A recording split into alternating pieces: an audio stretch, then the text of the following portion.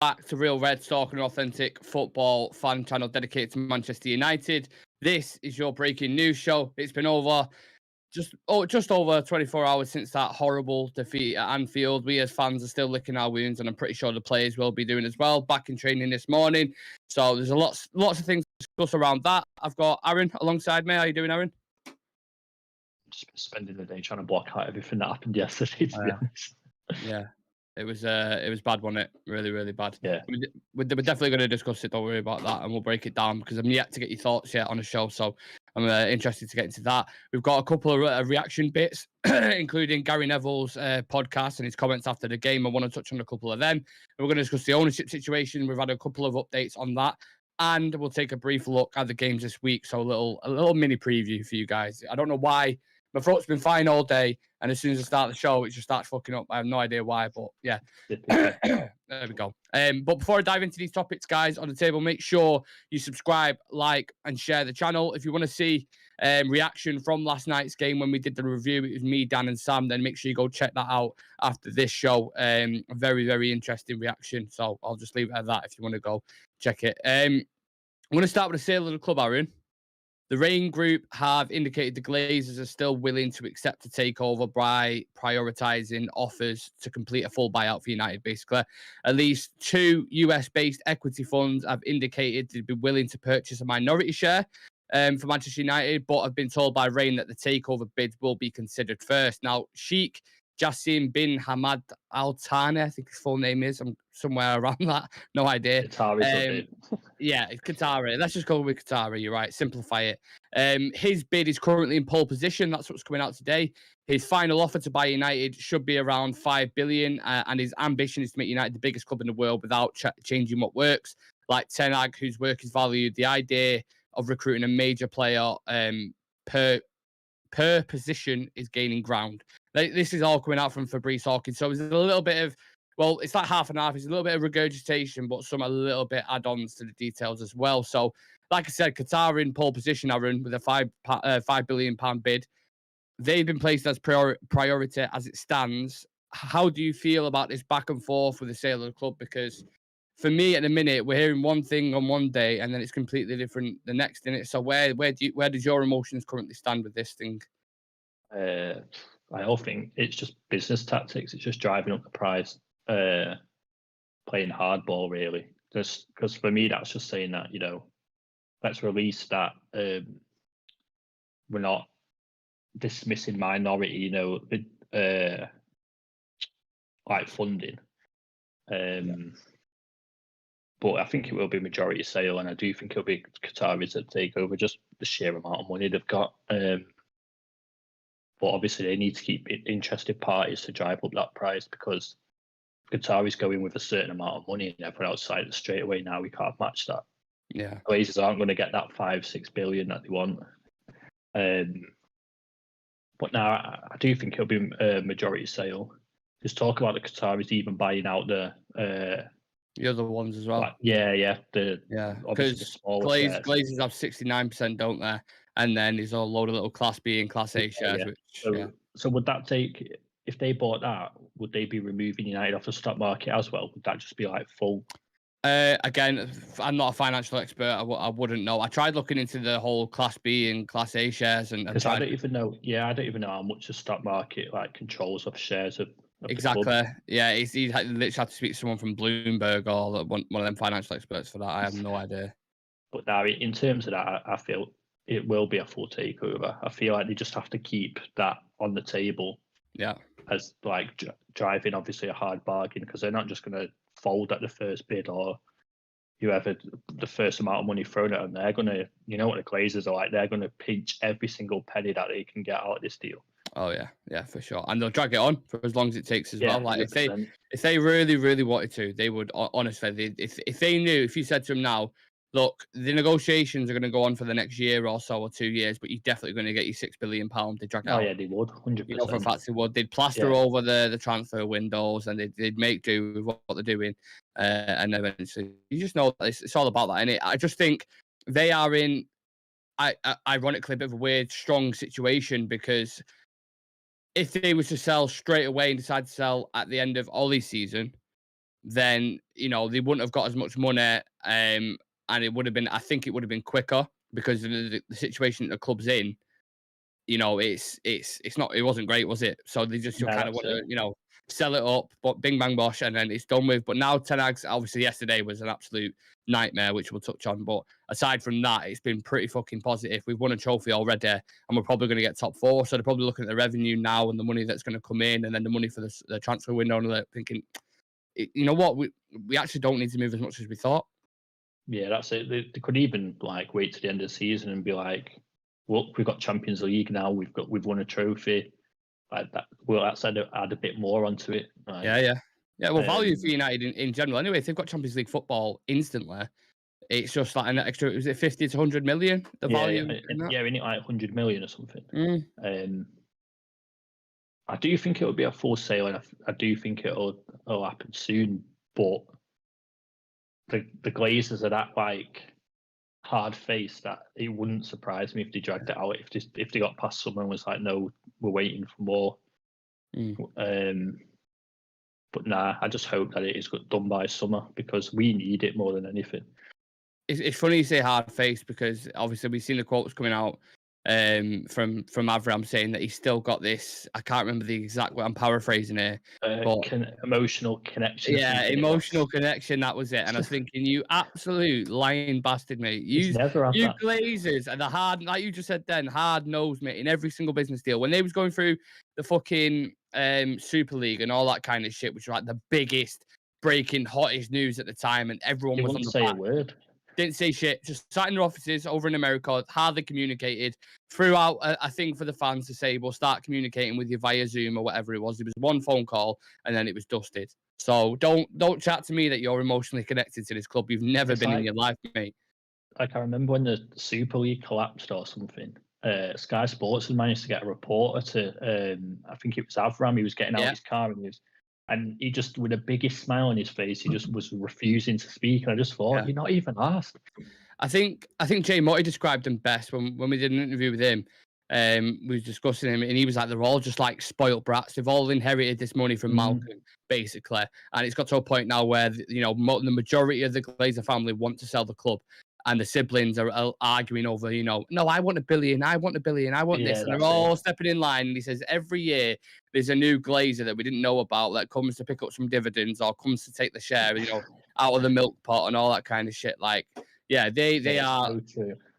Yeah, they're not. It's like the cousin of a cousin will come and get his money or something. Oh, this is Rebecca Glazer, by the way, who's after like a couple of million. She's taking some dividends as well.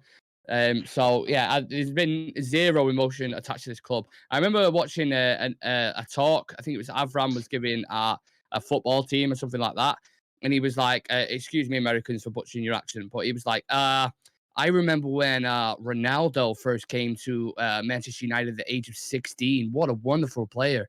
I was thinking, you're so out of touch with this club, mate. You literally don't have a clue about it at all. The only thing they do is back and forth with emails. All right, what's the money saying? How much do we need to spend out of the club's money, out of the club's purse in the summer? Are we looking like we're getting Champions League football? They're probably the 3 questions that get sent every couple of months. And then it's, what are our commercial deals doing as well? And it's done, dusted. It's been a regular pattern, like, especially since like Fergie left, but that pattern of where we don't get Champions League football to go big in the market, we get Champions League football the next season, the manager don't get backed. That's all they're asked about. Is that the money? They don't care where we finish in the top 4 as long as we get Champions League. Yeah, it's they just see that as job done. Exactly. It's just bobbing their head above water in it. As long as they can breathe and still grab the cash, that's all they're asked about. Just for you, we went off on a bit of a tangent then on the Glazers, but for yourself, have you ever fully committed to a choice with the owners you want in, or are you still kind of sitting on the fence a little bit, like a good few of us? Still on the fence, to be honest. I'm trying to desensitize myself from obviously who takes over, and it is hard. And people say, "Oh, like morals or whatever."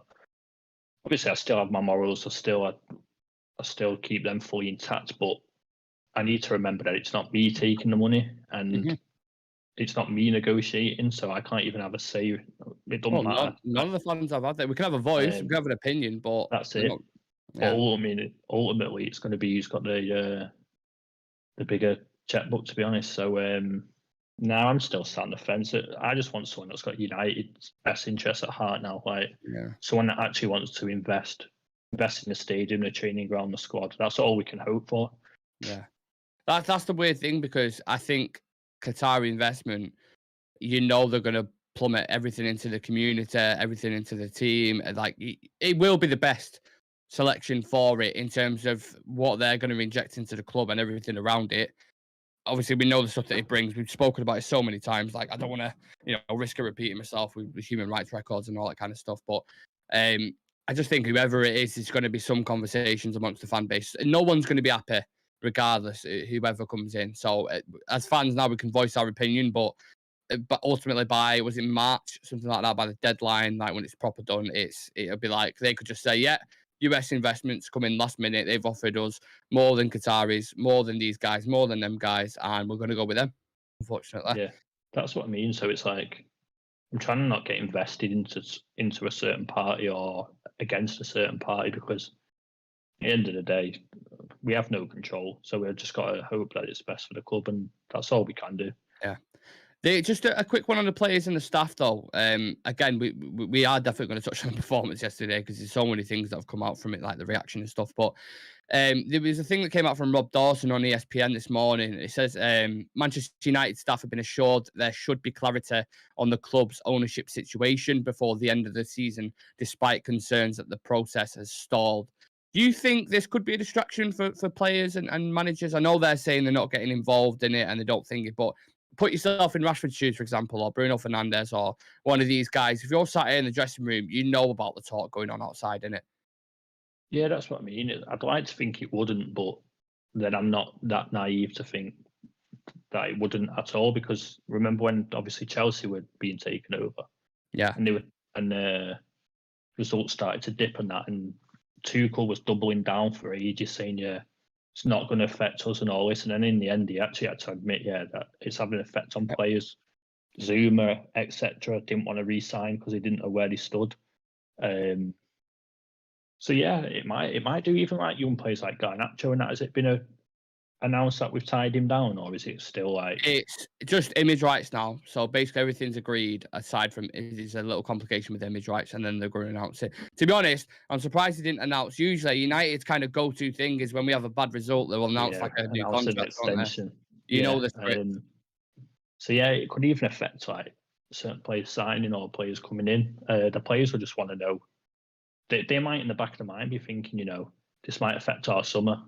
Yeah, we might not be able to obviously strengthen the squad. So yeah, it would do, but for me, I'd like to think that the players are mentally strong enough to block it out and know that they just need to do what's on the pitch.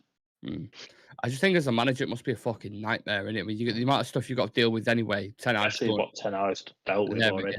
Yeah, there we go. So many things, and then this like constantly getting asked about it and constantly saying what's going to happen. So how are you supposed to plan for the summer if you don't know who's going to be in charge? Because these deals we saw in the last summer, innit, with Nunes and Anthony at the start, that we couldn't go and get, and just not being quick to the bullet. We saw like City get Haaland like that, Liverpool get Nunes like that, and we're still scrabbling about. You were sat there like, what's going on here? Yeah. Like, so you were chasing De Jong for like months. Oh, don't remind me. I know more about everything about that situation. I was looking at fucking Barcelona's financial records and everything about that, just to see where we was at with the deal. Look, they're selling like image rights, not image rights, like the TV rights and all kinds of shit. And we could have another debacle like that in the next summer, so that'd be interesting to keep an eye on. We've got 10 people currently in the chat. Make sure you smash a like on the video, subscribe to the channel, and get your questions in as well as we go through the topics on the table. If you've got anything you want to talk about with the ownership, more than welcome to put it in for me and Aaron, and we'll discuss it. I'm just going to move on to Gary Neville's comments from yesterday, which some interesting ones in there. And obviously, with him being, a former captain, he's very passionate in what he's saying, and a lot of us kind of resonated with the words. So I'll just read out a few quotes and I want to get your thoughts on them. So he said, to be fair, the last few months, they've not been unprofessional. They've given their all in every single game. I'm hoping that they finish this season with a couple of trophies in the top four. That'll be a great season. Ten Hag needs a couple of transfer windows. We'd written half this team off in the past 2 years. Rashford, Darlow, Wan-Bissaka, Shaw, Varane, Fred. They're all still playing, those players, and he's achieving unbelievable things. I would do it in the Gary Neville accent, but I'm already too far through it now. finish strong, top 4, League Cup in the bag, and maybe go at FA Cup and Europa League. That is a successful season for Manchester United. And then in the summer, Ten Hag can have another transfer window. So what do you think about that? What areas would you highlight going into this summer now? What do we need? Not just off the back of that performance last night, but how you've felt, for a bit now, what we need. Well, I think we've all said it really. The starting 11, the core 11, is pretty much there. I think like we can put performances. There may be a few that we could tweak, but it's just mainly depth. Like, well, what about the ones we can tweak? What do you like if you're being ruthless now? If you're Ferguson and you're picking a starting 11, people who are going to be in there every single game without doubt, and you've got room for like saying, "Well, he's not at the level I want yet," so you're going to remove him. Who would you have in your team? Who would I remove? Or who would you have? Who's your absolute starters in that team for you? Obviously, De Gea. Because That's you look at the other keeper options, yeah, definitely. No, but I mean, with the summer transfer window in mind is what I'm saying. So if you're coming into that, got enough credit in the bank, though. Yeah, I don't think that's like a pressing matter. Varane and Martinez, they've probably done enough to stay as a nailed partnership. Casemiro, Bruno, Rashford, if you're going off this season, and then that's probably it. Actually, to be honest, yeah. So then, actually, Luke Shaw, to be fair, has been good this season. I'd keep him at left back. No, I think that's fair. That's fair. Have you got targets in mind though? Who I know the obvious ones. You've got your Ossimans and your De Jongs who we've spoken about, but any outside the box shouts? You think, what, he could probably do a job there? I've not really thought about it too much, but I think we missed a trick.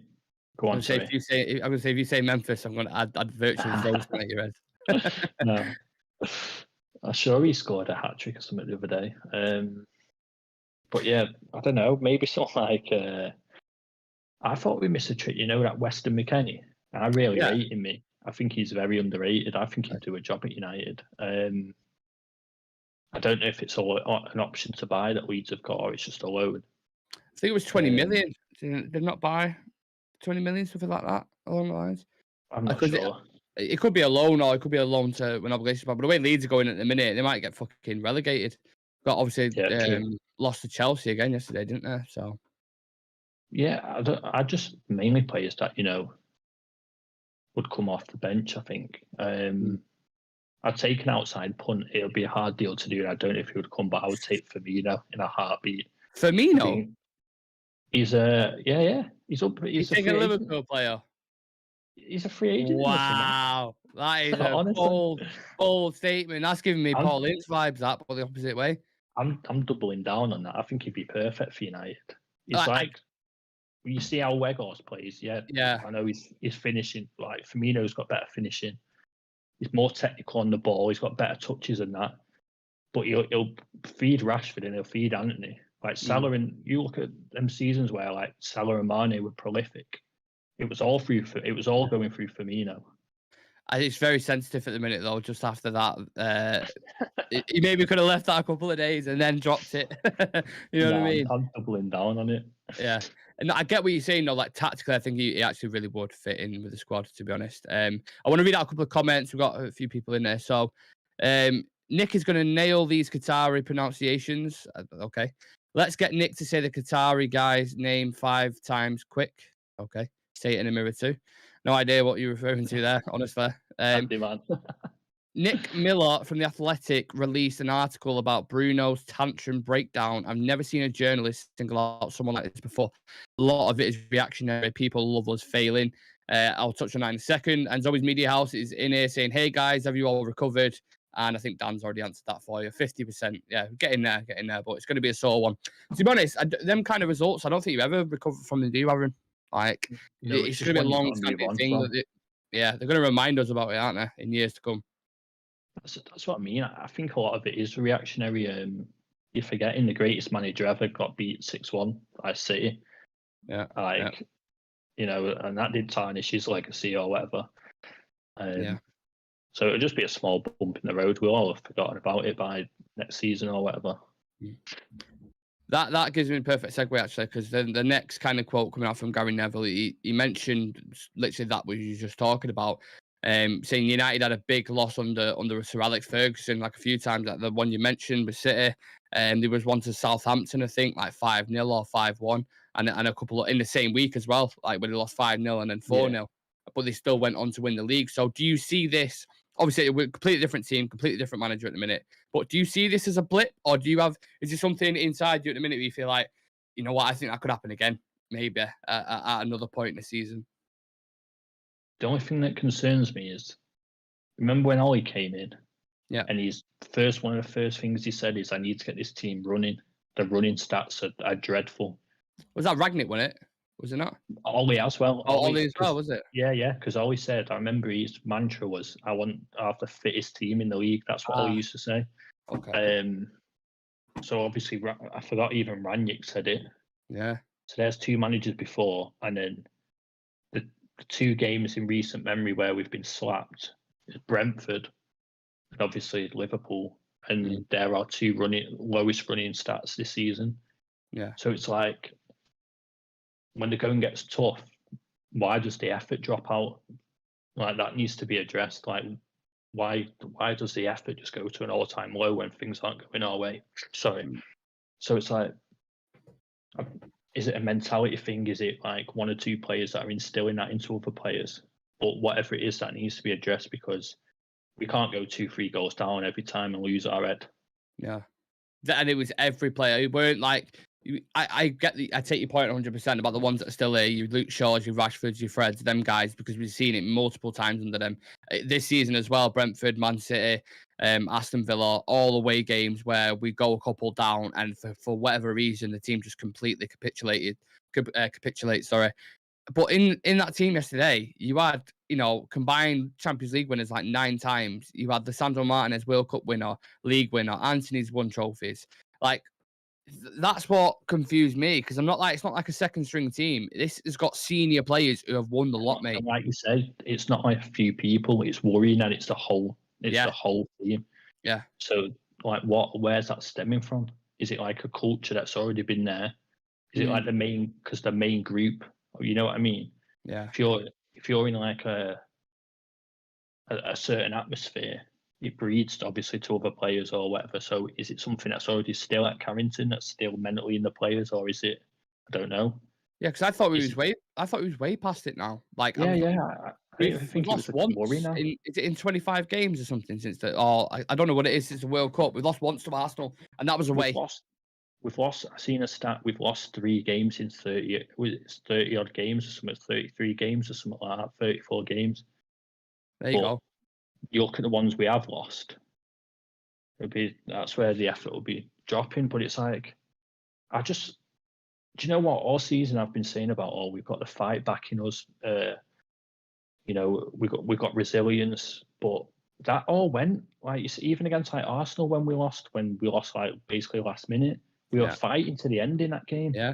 But and I actually thought the first half in that game, Aaron, as well, we was better. And it's weird because I thought the first 43 minutes up until, was it Nunes who scored the first goal, or it was Gakpo, wasn't it, who scored the first goal?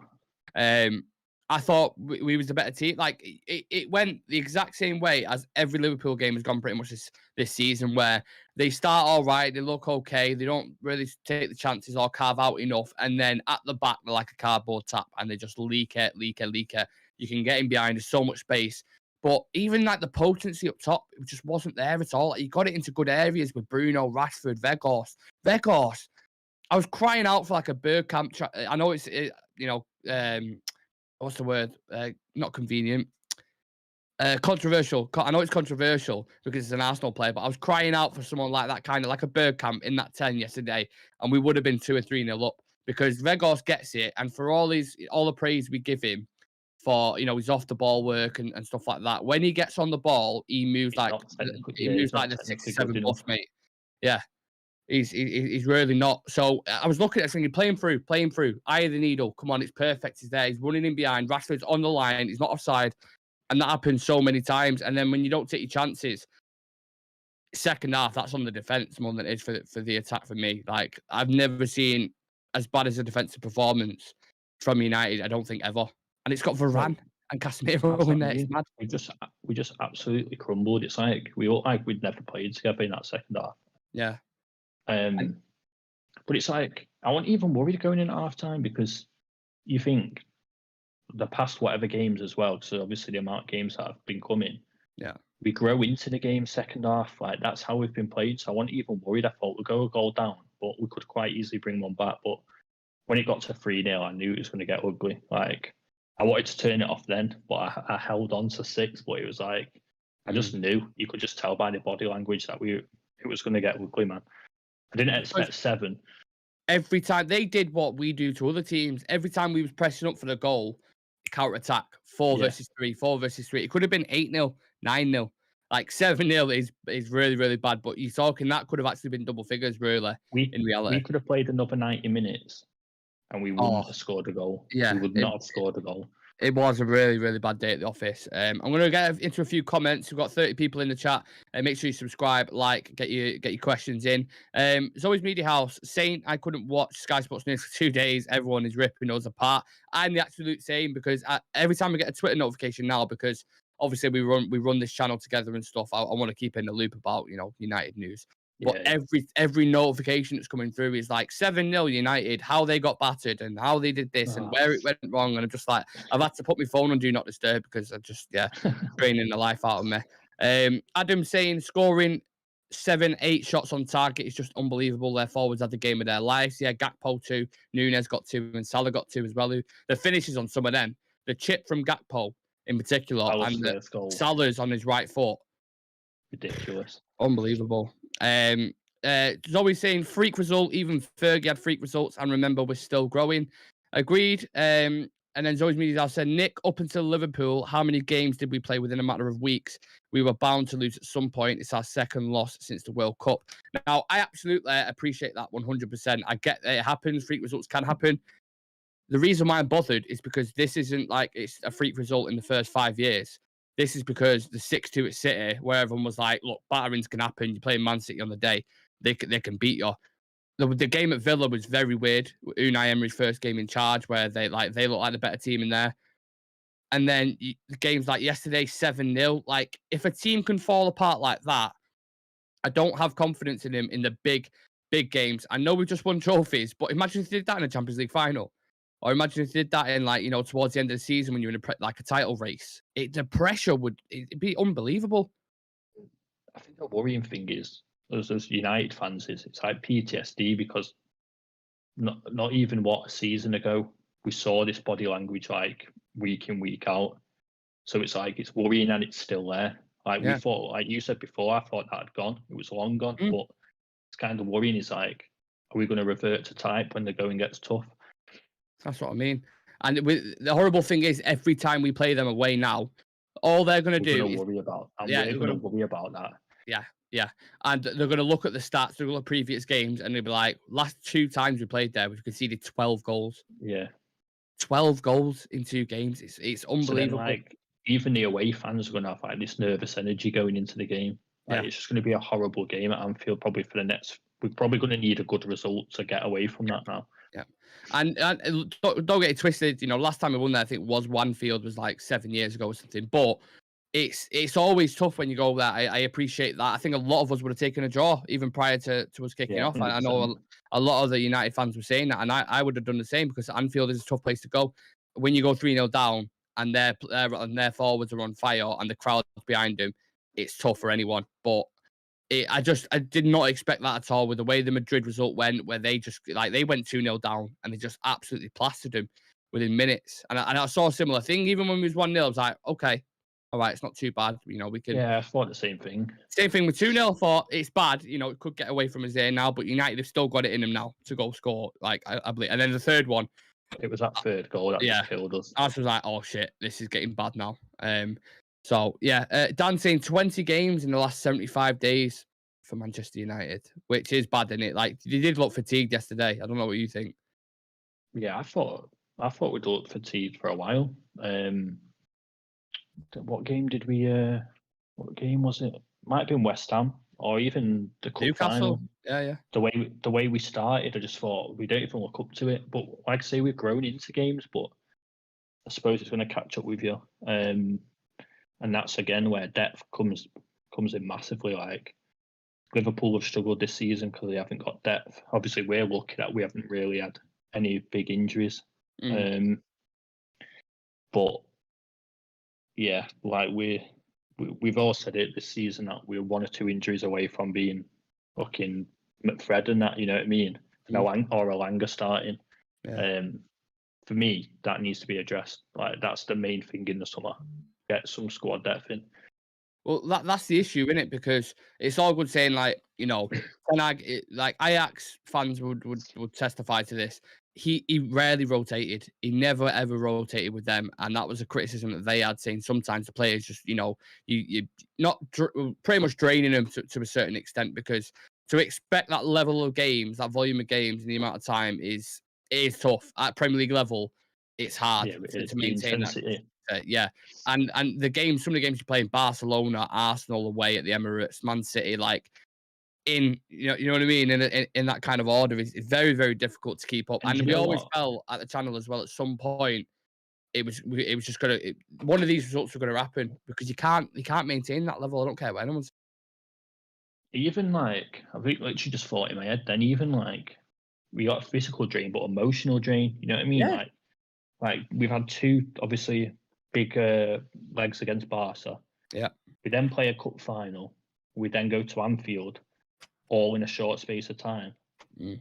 So it's like, when do players get to recharge, regroup? Like I said the other day, like for me, I don't think I'm falling out of love with football. That's probably a big statement. But I was saying this to my cousin not long ago. I feel like I'm falling out of love with football a bit, but not Man United. So like, I used to watch every game, you know what I mean? I used to watch so many games, like in Bundesliga. I used to follow Leon for a little bit. It's like, yeah. But now all I watch is United, because I feel like I can't keep up with all the games and how thick and fast that they come. So I find myself, all I really watch now is like United, and I might watch the odd game like on a Sunday or whatever. Yeah. But so like, I know people say, oh, they're paid like 300 grand a week or whatever, but for players, is it not taking the enjoyment out of them? You know what I mean? Like, how can you feel and soak in a big atmosphere when you've got this game, this game, this game? It was the Barca one for me. The way they structured that, like a Barca home and away leg around the cup final, is mad. Like in quick succession, it's crazy. It is crazy for me, and like we keep on touching on. Plus, we've had a World Cup as well. Yeah, but that's like, what when has that ever happened? It's crammed in. It's money. It's money. Everything always ties down to money and power and how much they can get. Like it was like that fucking, what's that league called in internationals now? Nations League, is it? Yeah. Like, that is shit. That is dog water. Why the fuck is that even no a thing? One cares about that. That's what I'm saying. Like little things like that, but it is a thing because people are like, oh, that's another thing we can make money out of. It's another thing that sponsors will pay to have the things on. Forget about the players. Doesn't really matter about the schedule. And then players, being competitive nature, they're not going to half-arse that. If they're picked for obviously for England or whoever, and they're representing their country in that tournament, they're going to play for it. You know what I mean? Yeah. So it's like, we're not caring about it, but the players do. Yeah. A couple more comments here. Sorry, I'm just one of the thing. Dan saying Nunes and Gakpo settling in that team is dangerous for the Premier League. 2 players I wanted. I'm not going to hide from that. I said that as soon as you got linked with him. Zoe's Media House, what about Bruno? Wow, first time I agree with Gary Neville comments. Thank you for that, because you just give me the perfect segue. I'm going to come back to that in a second. Shah Sam's in the chat. Hello to Shah Sam, as usual, who's watching constantly, so thank you for that. Casemiro looked way off. Is he fit? Well, there was question marks about his. We all thought he could have been injured, didn't it, at the start of the game? So that was worrying, but I'm sure we would have heard him by now if he was. Yeah. Let's go back to that Bruno comment then, because Gary Neville did speak about Bruno Fernandes. He said his performance as a captain was appalling. He was childish at times and lacked leadership. I saw something coming out on Twitter before. I think it was from the Mirror, so maybe take it with a pinch of salt. I'm not entirely sure. Suggesting that the dressing room, the senior ones are thinking maybe it should be more De Gea or Casemiro or Varane, so a player like that to be a captain. So what do you think about that? And what do you think about Bruno as a captain? Because when you're winning, he's great, innit? He contributes on and off the pitch, but equally, when it's bad, it's really bad. I think a lot of it that's coming out and what Gary Neville said's reactionary. It's I mean, I remember seeing up to about a week ago how good of a captain Bruno was. He encouraged his teammates to celebrate, to go and applaud the fans. So it's like, you know what I mean? He's going to get, and he's always going to be under the spotlight because he never gets a break. So it's like, you know, when the team's bad and the performance is bad, he's always at the heart of it. So it's like, it's going to drag us down. And Bruno's an emotional player. We know he is. Like, we love him for it. We love him for it, and we hate him for it. Like, so yeah, I think people are reading too much into it. It's like it's like one real bad game for. Like, he's had games where he hasn't really impacted the game, or he's been out on the right. He's not been influential, but for like a horrible, like that was a horrible performance by him yesterday.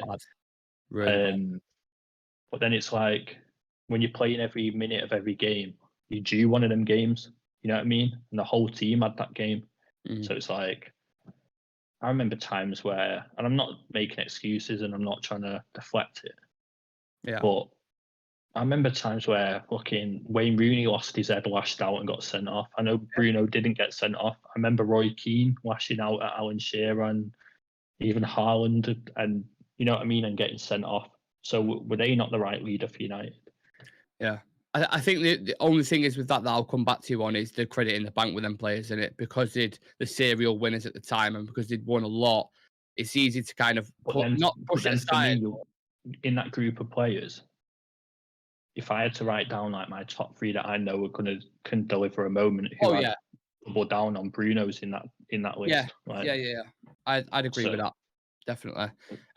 It's not his intentions. I believe he wants the absolute best for the club. He wants to win every single game.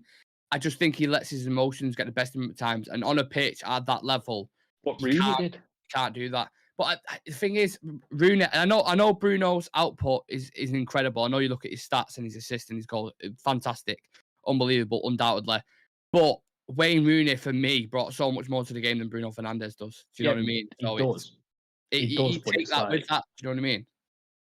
Yeah, he does, but it's like we were playing in different times, and you know what I mean. It's like we were serial winners then, like, and we still had core players that were serial winners. We're in a transition period now where players, we've got Casemiro, Varane that have won things, but everyone else is kind of either trying to carve their way out in the game, a young player, or some players are trying to redeem themselves. You know what I mean? So it's like not everyone's on the same wavelength, I don't think, at the minute, as in like where they are in terms of ability and mentality and stuff. Just to clarify as well on the situation, sorry to cut you in there. Go on.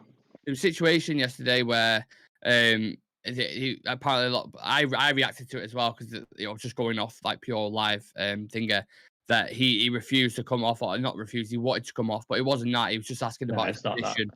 Yeah, he was saying, do you want me to go to the right? And that's another thing that people forget, in it, like the multiple position he puts in for the team.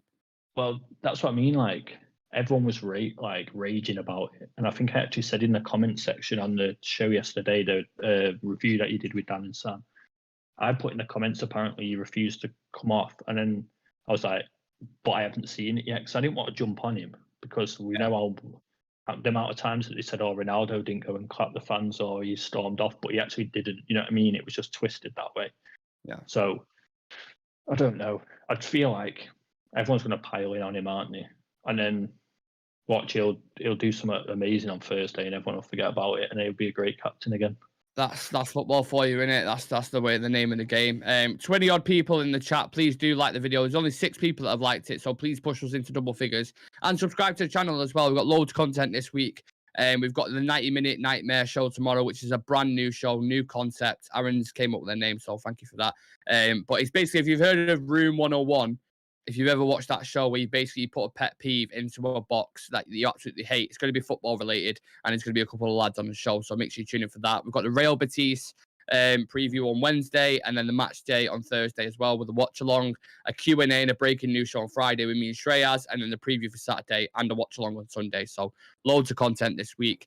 If you love, if you need something to listen to whilst you're in work, whilst you're on commute, whilst you're having a shit, whilst you're asleep, whatever it is you're doing in the world, make sure you check out Real Red Talk and subscribe. Let's get into a couple more comments, and then this is the last topic I want to discuss.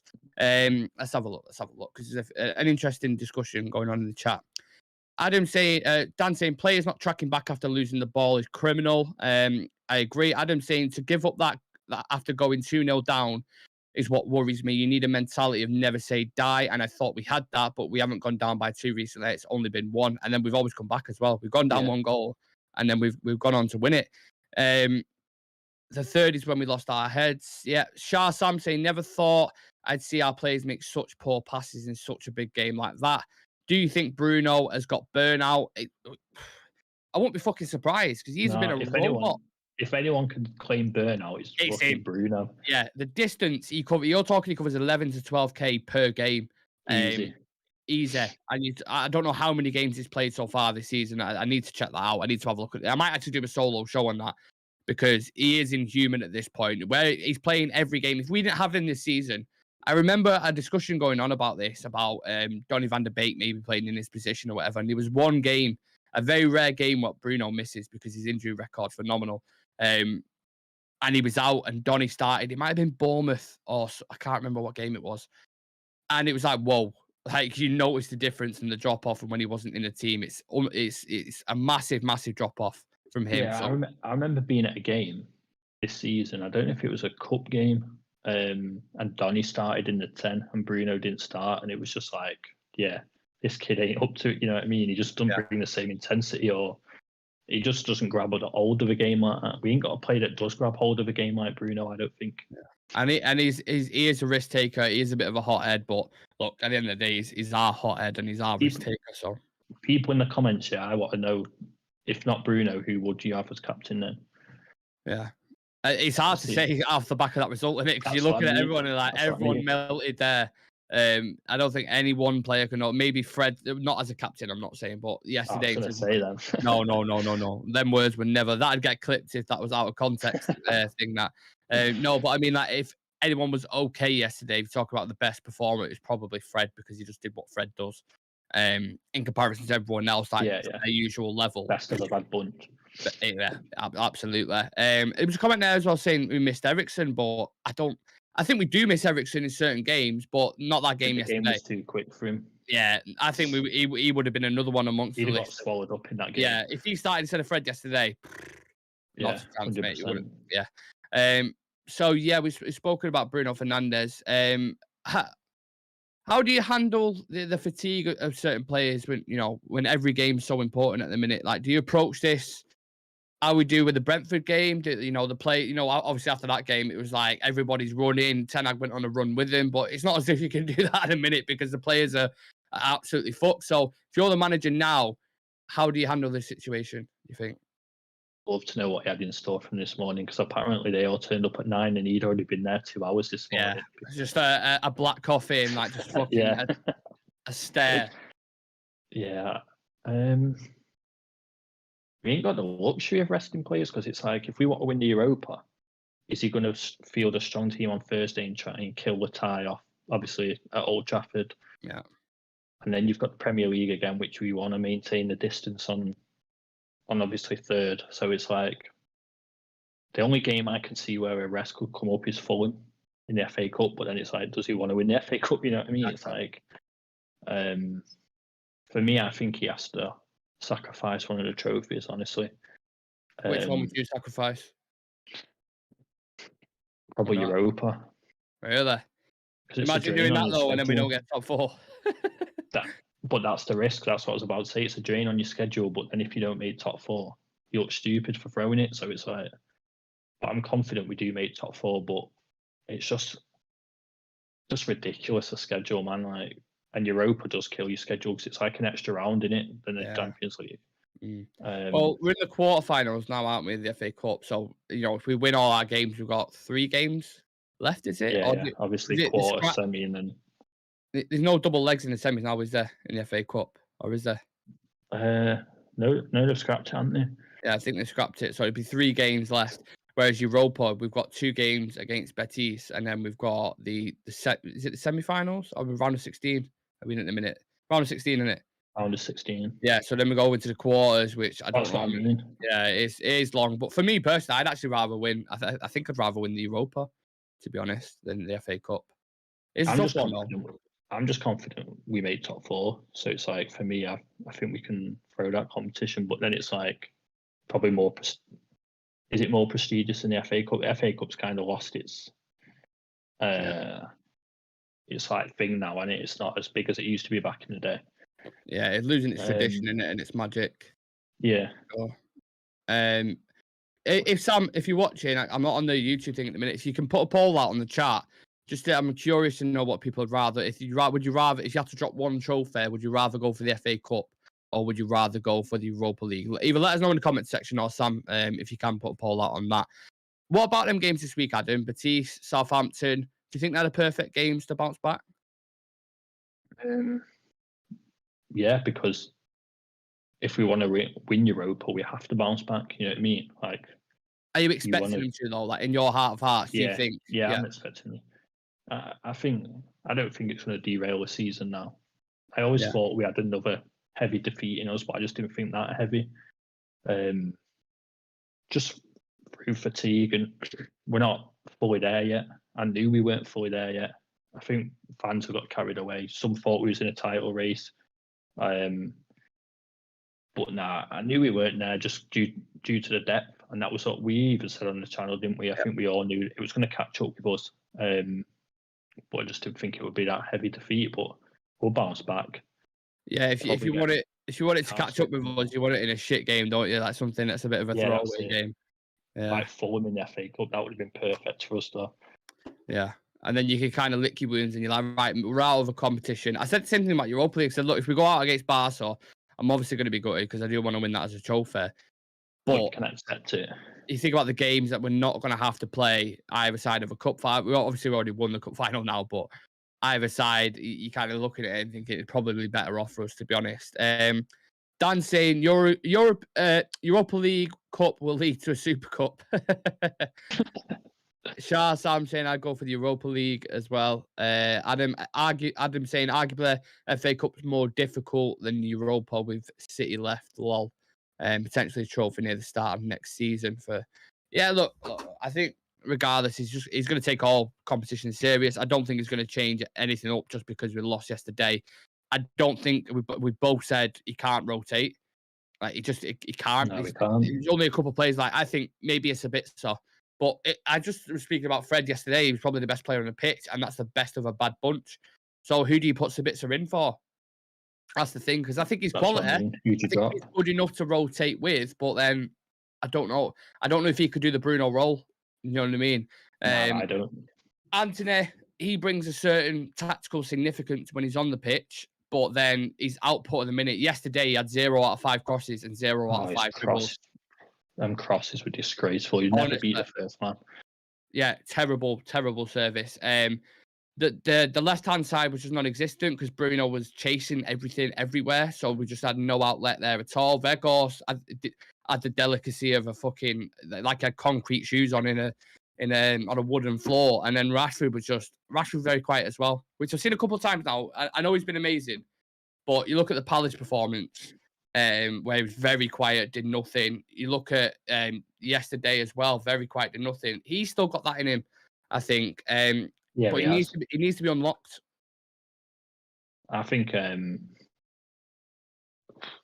just thinking about it then, I think it was a wasted opportunity having Bruno on the left and Rashford not being out on the left, you know what I mean? Yeah. Like to get in behind Trent, you'd put your money on Rashford any day. Yeah. And even Trent had a good game yesterday as well, didn't he? Yeah, it was typical he would have, man. We slagged him off all season. Yeah.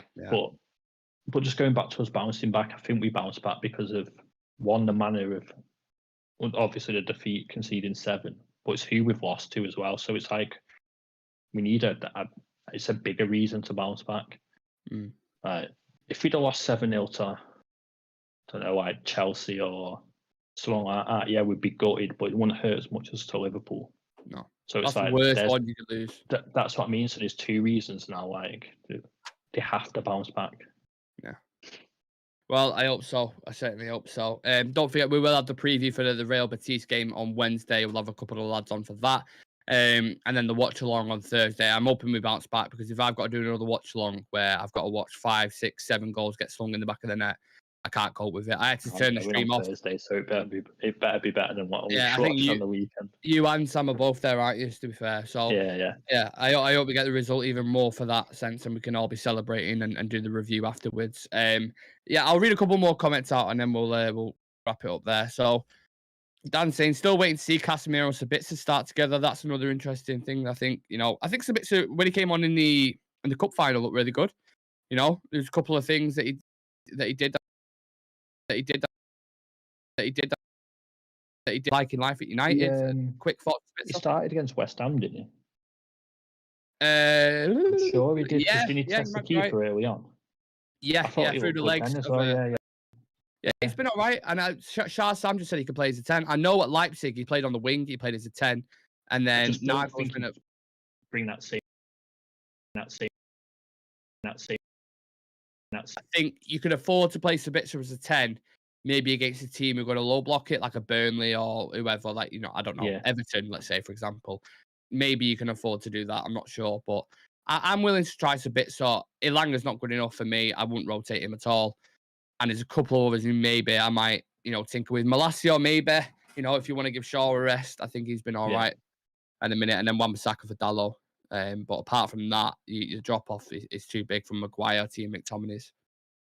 Yeah, I just don't want to see them guys play for us. No, I'd rather, like you said, not rotate and have them guys on. You know what I mean?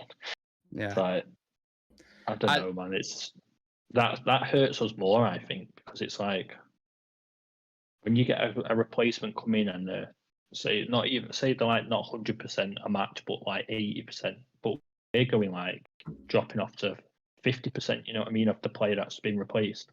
So even if you're like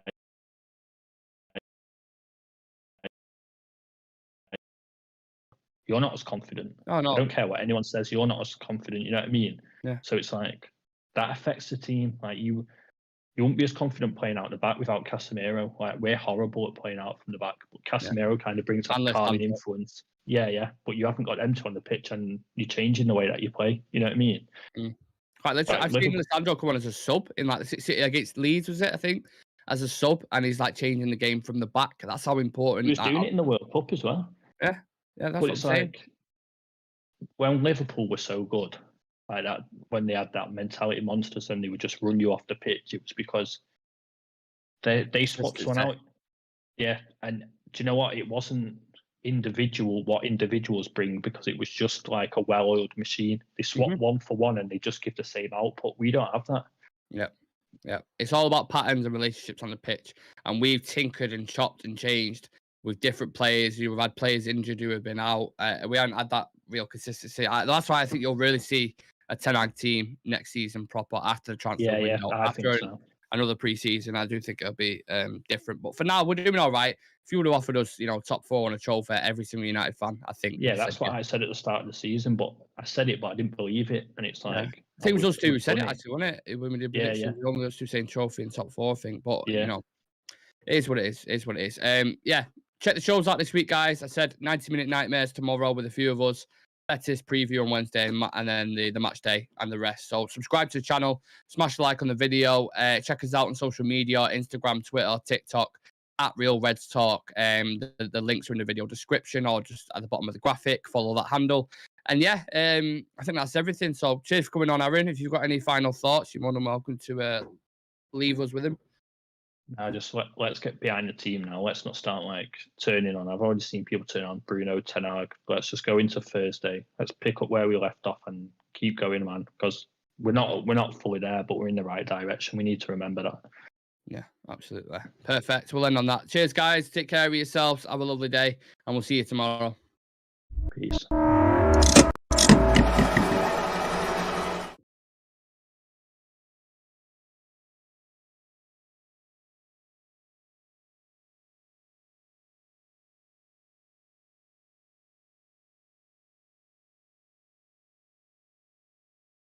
know who made it.